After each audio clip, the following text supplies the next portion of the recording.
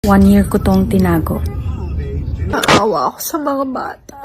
Sa likod ng mga ngiti may tahimik palang laban.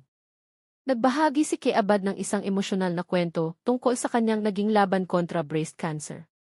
Sa loob ng mahabang panahon, marami ang nakakita sa kanya bilang masayahin at matatag.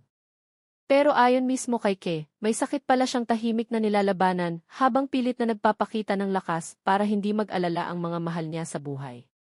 Isa sa mga pinakatumatak na sinabi niya ay, "Didn't pretend I wasn't sick.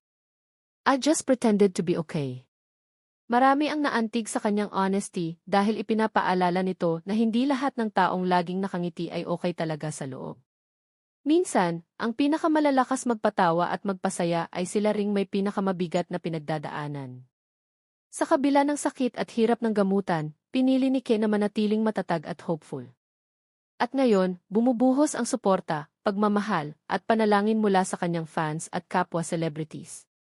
Ang kanyang kwento ay hindi lang tungkol sa sakit kundi tungkol sa courage, hope, at fighting silently even on the hardest days.